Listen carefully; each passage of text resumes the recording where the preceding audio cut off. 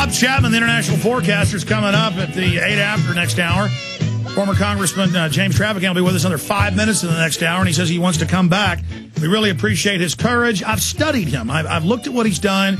I looked at why he took the case of this supposed camp guard. Turned out it was just all lies. And the government knows that. The Israeli Supreme Court ruled that. Why did the Israelis tell the truth about this, but then in America, the Israeli lobby came after you? Is it two different groups or one different group? Or I mean, you were telling me during the break you think this is all going to hurt Israel, and that's not what you want? No, absolutely not. I think I've been branded as anti-Semite, and quite frankly, I am a supporter of Israel. A supporter of Israel when they're doing what's right. When they do something wrong, I'm not going to be remiss here and not mention it. And I believe that they have undue control of our government. But I'd like to say this to start with. The Israeli Supreme Court gave a lesson in justice to the United States of America. This was the most controversial case, perhaps, in Israeli history, one of them. And they looked at the evidence, Alex, and they said, take him home.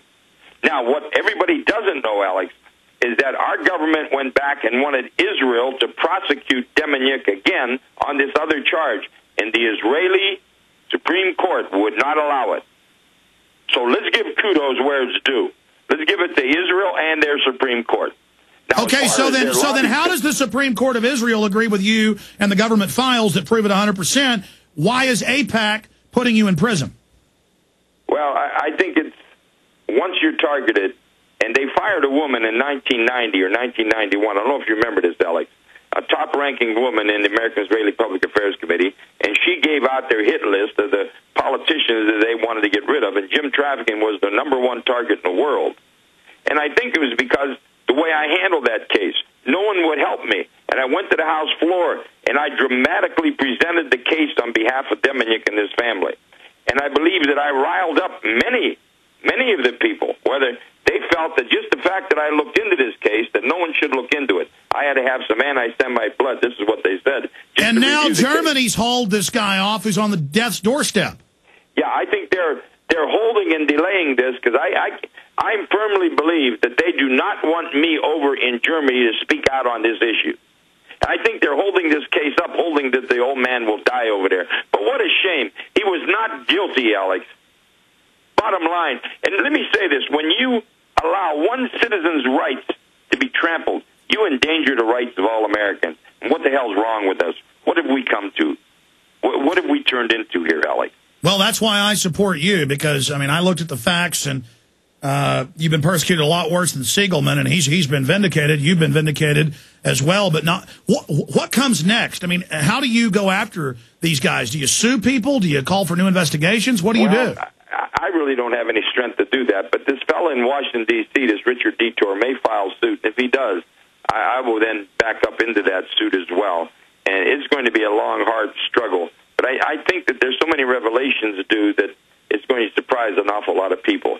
But right now, I'm looking politically. I'm looking at politically not just for vengeance, but looking politically because I think America needs somebody to speak out on what the hell's going wrong, who's not afraid to speak out, who's not controlled by their party. I think too many of the politicians today have allegiance to the party, allegiance to the American And people. So you're planning to run as an independent. Give us the battle plan. I'm going to run as an independent, and this is a Democrat area. My chances aren't great, I'll be quite honest, as an independent. But I just I can't see anybody following Nancy Pelosi and Harry Reid into battle. And I'll be damned, beam me up if I'm going to be involved in that party. But I mean, why not use the machinery like Ron Paul does and use their machinery? You would still be an independent. It would be impossible for me to do that. I would be so castigated here. I have to basically run as an independent. It'd be hypocritical for me to run now as a Democrat with the position that I've taken. Okay, we got a break. 1 minute, sir. Stay there. Well, he doesn't do a lot of interviews. He did a big one on Fox News, as you know, a while back that sent shockwaves across the country. But he's been on with us for an hour, and he says he'll come back soon. We're very thankful.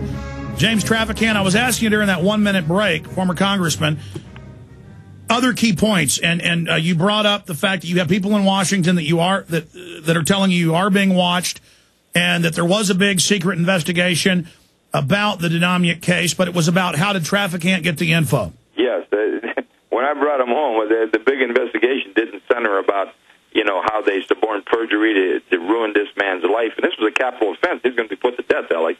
It wasn't about how they withheld evidence, about how they violated civil rights. It was how did Traficant get this information? Imagine that, folks. I mean, it's unbelievable, some of the things you hear. So I just worked very hard. I just put my nose to the grindstone and kept going, and that's about it. That's all you can do, Alex. But I'll tell you something. We've got a real problem. No one should fear our government. The government, if anybody, they should be fearing the American people. American people are the government. And we've got this thing so convoluted and messed up. It's really a crying shame, and it's got to be changed. We also need to thank your wife in all of this, Patricia Traficant. She stood beside you. You stood beside her.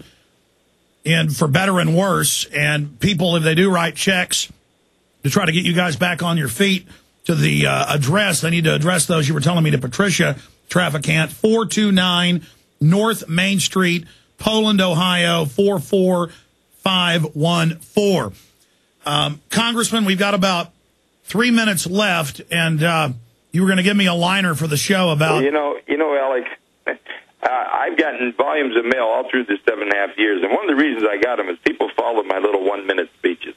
And I just didn't do them in the grandstand. I made salient points during that time and dramatized things that I think had to be made.